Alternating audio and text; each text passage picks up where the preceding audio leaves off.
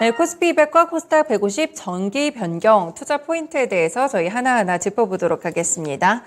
네, 이제 거래소가 코스피 200과 코스닥 150 정기 변경에 대한 종목들을 모두 발표를 했는데요. 다음 달 아마 15일부터 일단은 재조정이 될 것으로 보입니다. 그래서 오늘 관련 종목들을 좀 볼 건데 일단 뭐 내용은 어떻게 될까요, 소장님?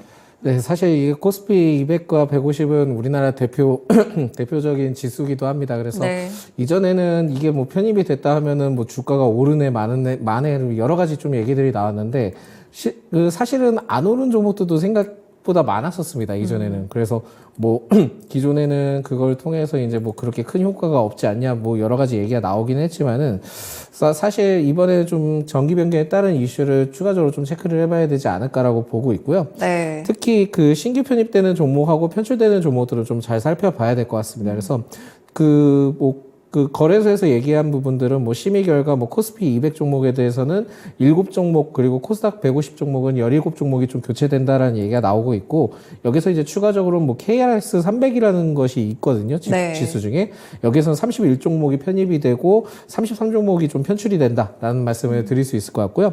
전기 변경 후에 이제 이 코스피 전체 시가총액 대비 코스피 200 종목 구성 종목에서 시총의 비중은 한 91% 정도 된다 합니다. 네. 그리고 코스닥 전체 시총 대비 코스닥 150 구성 종목에 대해서는 시총 비중이 한 55% 정도 되기 때문에 여기에 대해서는 뭐 큰 종목을 굉장히 좀 좋아하시는 분들은 좀 접근을 해보실 필요가 있지 않을까라고 보고 있고요. 네. 특히 이제 주목해야 되는 이슈를 제가 좀 이유를 좀 살펴보니까는 코스피 200 종목에 편입이 되면은 결국은 해당 종목에 대해서 그 지수를 추종하는 그 패시브 펀드 자금이 이제 들어온다고 합니다. 그렇죠. 네. 그만큼 이제 유입 효과를 통해서 그 효과를 좀 얻을 수 있는 것이 특징적이긴 한데 2021년 이후에 그 코스피 200과 코스닥 150의 종목에 대해서는 그 공매도 재개에 대한 이슈가 좀 있긴 했습니다. 그렇죠. 그래서 네. 사실 이번에 최근에 이제 공매도 금지, 한시적 금지를 통해서 기존에 있었던 코스피 200이나 코스닥 150에 대한 종목에 대한 공매도에 따른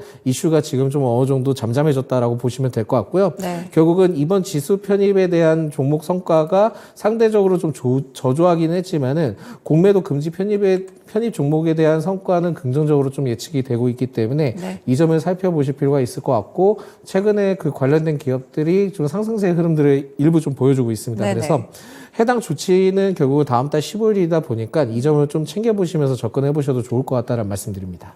네, 코스피 200과 코스닥 150 정기 변경에 대해서 지금 공매도 금지가 된 상태 속이기 때문에 조금 더 다르게 살펴보실 필요가 있을 것 같은데요. 결국에는 다음 달 15일부터 적용이 되니까 미리미리 투자 전략을 좀 더 짜보셔야 될 것 같습니다.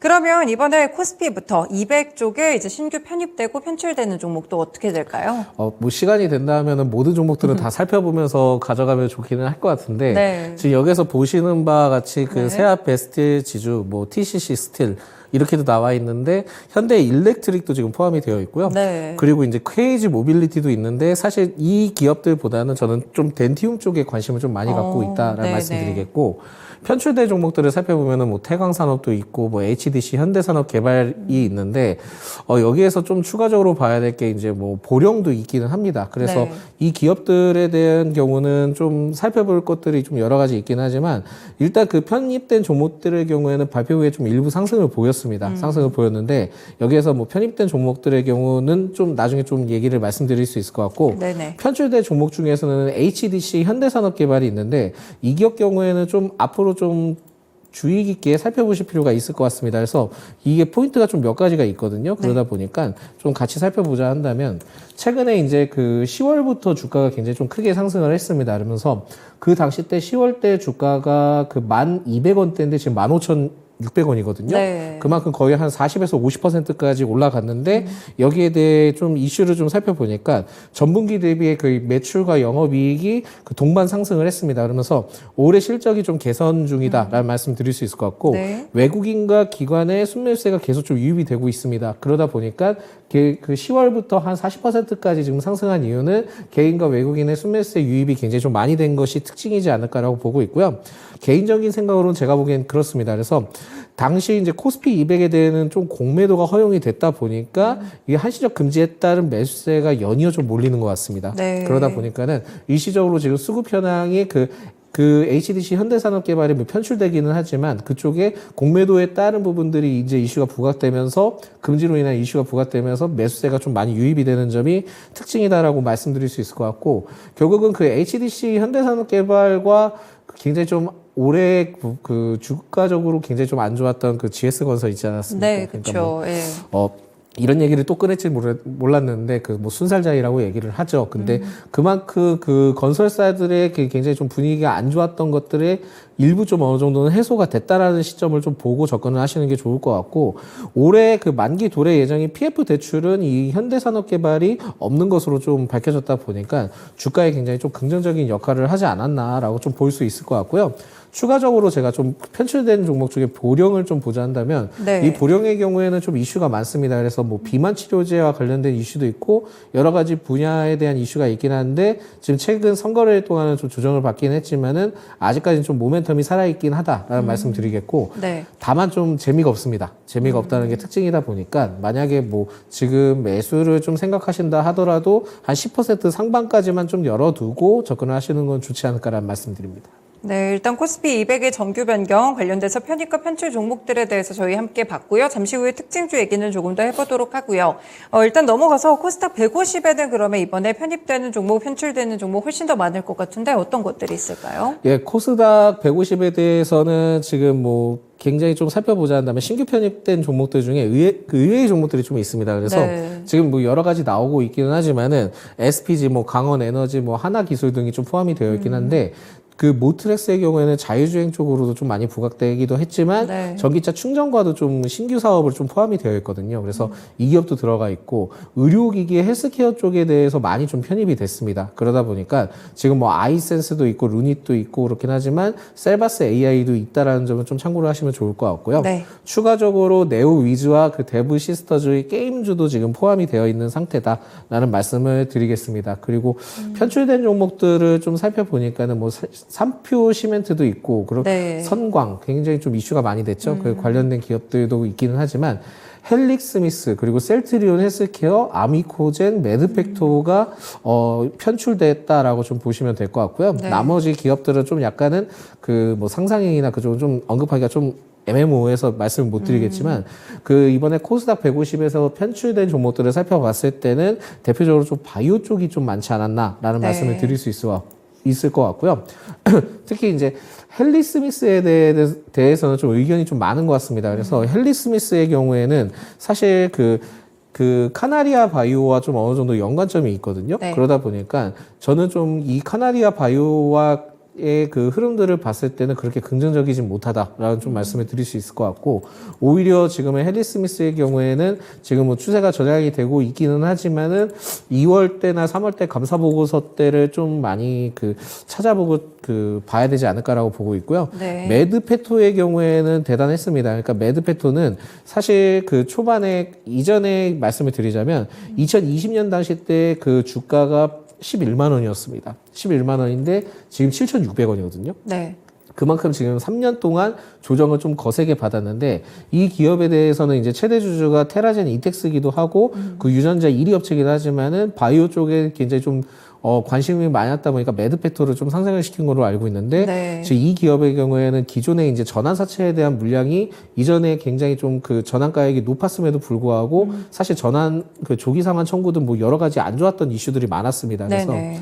결국은 이 매드페토도 다음 그러니까 그 신규 상장이 아니라 그 내년 한 3월 때 감사 보고서 때 굉장히 좀 그때 부분에 통과를 하게 된다 한다면 다시 좀 그때는 투자 관점으로 보시는 게 좋을 것 같고 물론 이제 기업 자체는 굉장히 좀 좋은 기업인데 재무적이나 이런 부분들이 굉장히 좀 아쉽다 보니까 매드팩토의 경우에는 이제 편출이 되긴 했지만은 크게 뭐 두드러지게 뭐 모습을 보이거나 긍정적인 그 시점을 보기에는 좀 아쉬운 부분들이 있다라는 말씀드리겠습니다. 그래서 지금 편출된 종목들 중에서 몇 가지 좀 살펴봤을 때 헨리 스미스와 매드팩토는 그래도 좀 주의를 하자라는 말씀을 드리겠습니다. 네, 그렇군요. 편입과 편출되는 종목들을 보면 확실히 좀 이슈에 따른 부분들도 함께 체크를 해볼 수가 있을 것 같고요. 시장의 트렌드가 또 바뀌고 있다는 점까지 볼 수가 있을 것 같습니다.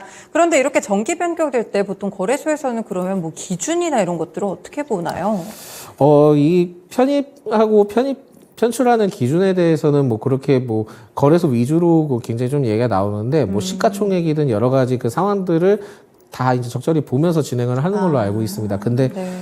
지금 이 편입된 종목들에 대해서도 과연 이게 긍정적인 모멘텀이 있는 종목들이 굉장히 많을지 안 많을지는 좀 더 두고 봐야 되지 않을까라고 보고 있지만 최근에 그래도 전망 좋은 기업들 위주로 좀 편입이 됐다 보니까 이 점을 좀 신경 쓰고 접근을 해보시는 것도 괜찮을 것 같습니다. 네, 그러면 다음으로 또 말씀 주셨던 KRX 300에 대해서도 신규 편입되는 편출되는 종목들이 있을 것 같은데 어떻게 정리를 해보면 될까요? 이 KRX 300 종목의 경우는 좀, 이슈들이 많아질 수 있는 기업들인데, 네.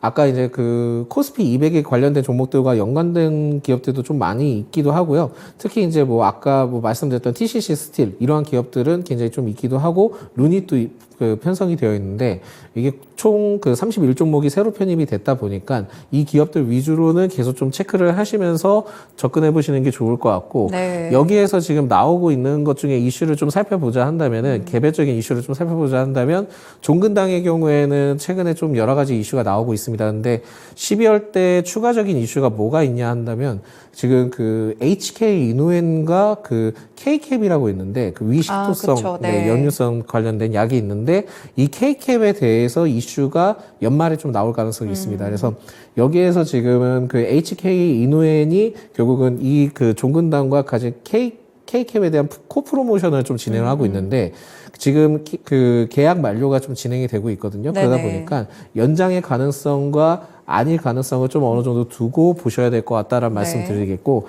제이시스 메디칼의 경우에는 뭐 이슈가 워낙 있다 보니까 이 점은 좀 긍정적으로 보시면 될 것 같고요. 특히 이제 추가적으로 저는 이제 편입되는 종목들 중에 뭐 여러 가지 살펴볼 필요는 있겠지만은 결국은 이제 하나 마이크론도 보실 필요는 있을 것 같다는 말씀 드리는데 네. 이건 좀 눈 외로 두고요. 편출하는 기업들을 좀 대상을 살펴봤을 때는 일단 지금 W게임즈가 있고 신라젠이 포함이 되어 있습니다. 신라젠이 포함이 되어 있는데 지금 신라젠이 그 전거래일부터 굉장히 좀 크게 상승을 하고 있거든요. 네, 이틀째 크게 상승을 하고 네. 있는데 저는 이 이슈가 그렇게 크게 뭐 부각을 받기에는 어렵지 않을까라고 보고 있고요.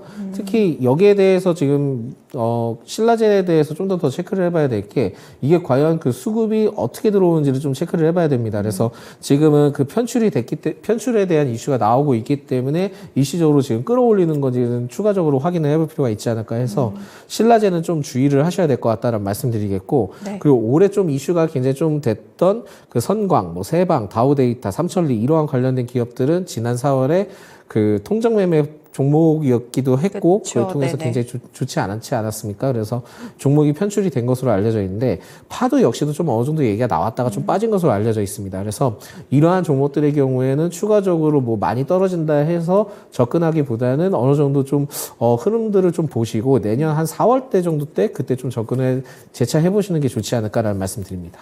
네, KRX 300의 신규 편입 종목 그리고 편출 종목들에 대해서 개별 종목들까지 특징들 함께 짚어드렸습니다. 네, 그러면은 일단 앞서서 말씀 주셨던 편입된 종목들 가운데 이제 관심 갖는 종목들이 몇 가지 좀 정리를 해볼게요. 저희가 먼저 코스피 200 정기 변경에 있었던 덴티움부터 좀 볼까요? 네, 덴티움의 경우는 이제 4분기 때 계절적 그 성수기에 좀 진입을 하게 된다 합니다. 그러면서 VBP 정책이라고 있는데 이걸 통해서 이제 임플란트 물량 증가가 좀 지속될 것으로 좀 전망이 되고 있고 중국 쪽 매출을 이제 앞으로 좀 기대를 해볼 수 있을 것 같다라는 말씀 드릴 수 있는데 여기서 추가적으로 좀 말씀드리자면은 러시아 딜레이 물량이 좀 어느 정도 있기는 합니다. 그래서 네. 좀 시간이 걸릴 수 있기는 하지만 그래도 달성 가능성이 좀 있을 것으로 좀 판단이 되고 있어서 덴티움의 경우에는 최근에 그 9월부터 그 기관의 맵세가 들어와주는 부분들을 봤을 때는 오히려 좀 덴티움은 관심을 계속 좀 가져보자라는 말씀을 좀 추가적으로 드릴 수 있을 것 같고 네. 오히려 지금 흐름들이 그렇게 나쁘지는 않습니다. 그래서 만약에 덴티움을 그 목표가로 지금 현재 구간에서 잡는다 한다면은 못해도 한 14만 원에서 15만 원까지는 그 지켜보시면서 흘러갈 수 있는 그 관점이지 않을까라고 보고 있어서 덴티움의 경우에는 결국은 이제 뭐 고령화사에 따른 임플란트에 대한 이슈도 같이 부각되고 있잖아요. 그만큼 주목을 많이 받을 가능성이 높고 내년에도 이슈가 좀 많이 나올 가능성이 있다라고 보시면 될 것 같습니다. 먼저. 네, 덴티움 뭐 당시 정기 변경 때도 많이 좀 상승을 했던 걸로 기억을 하는데 뭐 꾸준하게 추가적인 관심을 이어가 들어가 보시면 좋을 것 같고요. 다음으로 코스닥 150 쪽에 신규 편입됐던 종목들 가운데 아까 셀바스 AI 쪽도 잠깐 언급을 주셨어요. 네, 이 셀바스 AI의 경우에는 좀 기업적인 이슈들이 좀 몇 가지가 있습니다. 그러면서 최근에는 그 셀바스 AI와 그 자회사인 셀바스 헬스케어가 의료기기 기업인 그 메디아나를 좀 인수를 했거든요. 그러면서 사업 현역 및 그 주식 양수도 계약을 좀 체결을 한 것으로 알려져 있습니다. 그만큼 그 셀바스 AI도 신규 사업에 대한 다각화를 좀 진행을 하고 있다라고 보시면 될 것 같고, 이번에 인수를 통해서 그 관련된 기업을 통해 사업적인 영역을 확장할 수 있지 않을까라고 좀 볼 수 있을 것 같고요. 추가적으로는 이전에 이 기업이 유상증자를 좀 진행을 했는데 기존 한 519억 원 정도 되는 걸로 알고 있습니다. 그러면서 이게 좀 성공을 하는 부분들이 좀 있다 보니까 이거에 대해서 그 활용도를 좀 보실 필요는 있을 것 같거든요. 근데 활용에 대한 계획을 좀 살펴봤을 때는 인수 등을 좀 하기 위해서 좀 진행된 것이 아닌가라고 보고 있습니다. 그래서 지금은 이 인수에 대한 얘기가 나오곤 있긴 하지만 추가적인 인수 가능성도 좀 생각을 하셔야 될 것 같고요. 특히 셀바스 헬스케어의 경우에는 최근에 좀 미국 쪽에 그 어떻게 보면 이슈가 좀 컸던 내용들이 좀 있습니다. 의료기기 쪽에. 그래서 이런 쪽을 복합적으로 봤을 때는 셀바스 AI가 결국은 그 디지털 헬스케어 쪽이나 이런 쪽의 사업을 계속 좀 부각받을 가능성도 높지 않을까라고 보고 있고, 지금 현재 시점에 대해서도 그렇게 뭐 나쁘지는 않은 것 같습니다. 그래서 그 아래쪽에 좀 지지 구간을 형성을 하고 있는데, 만약에 이 구간을 좀 잘 받아주고 27,000원대까지만 물량만 좀 잘 소화를 해준다 한다면 추가적으로 더 크게 높게 상승할 수 있지 않을까라고 보고 있는데, 일단 현재 구간에서는 매수를 하게 된다 한다면 25,000원 구간까지 목표가를 두시고 박스권 매매를 통해서 좀 밴드를 잡고 진행을 해보시는 것도 굉장히 좀 긍정적인 투자 방법이지 않을까라는 말씀 드릴 수 있을 것 같고요. 저는 루닛에 대해서는 좀 추가적으로 말씀을 많이 드리고 싶습니다. 그래서 루닛은 지금 굉장히 좀 이슈가 많습니다. 이슈가 많은데 복잡한 이슈들이 굉장히 많아요. 그러니까 유상증자를 진행을 했는데 1차를 진행을 했고 2차를 진행을 하면서 주가 변동성이 애매하게 좀 흘러가고 있거든요.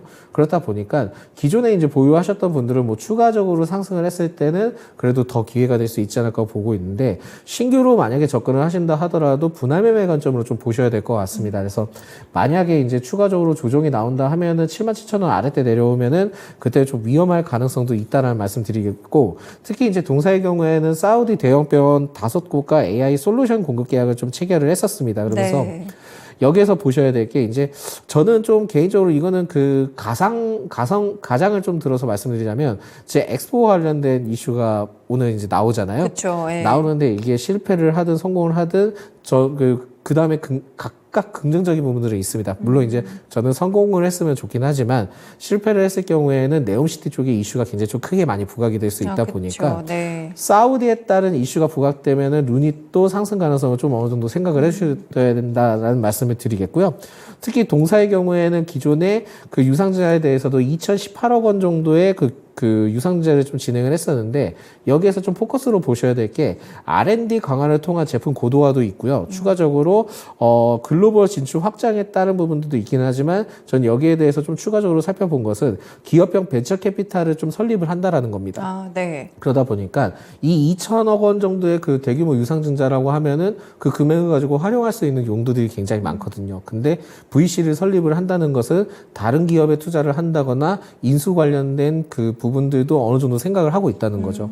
그만큼 이 점을 봤을 때는 루니넷에 대한 주가의 그 모멘텀이 굉장히 좀 많다라고 보시면 될 것 같습니다. 다만 유상증자가 1차, 2차 이렇게 나눠져 있다 보니까 이게 좀 주가의 좀 상승을 제한할 수 있는 것도 생각을 해두셔야 될 것 같다는 말씀 드리겠고, 하나 마이크론에 대해 경우에는 반도체에 따른 이슈도 굉장히 좀 많이 부각을 받는데, 이 동사의 경우에는 사실상 삼성 쪽에서 분사돼서 만들어진 기업으로 알려져 있습니다. 근데 SK 하이닉스에 그 지금 납품을 하고 있는 것도 있긴 하지만, 지금 삼성 쪽에서 HBM과 관련된 부분에서도 이제 캐파를 늘리겠고 양산 그 생산 능력을 늘리겠다고 얘기를 했기 때문에, 삼성과의 연관성이 있는 이 하나 마이크론의 경우에는 결국은 SK 하이닉스와 삼성전자 둘 다 동시에 수혜를 받을 가능성이 높다 보니까 중장기적 관점으로도 굉장히 좀 지켜볼 만하다 말씀드리겠는데 최근에 이제 주가가 워낙 높다 보니까 이 점을 좀 알고 좀 주의하셔야 된다 말씀드리겠고요.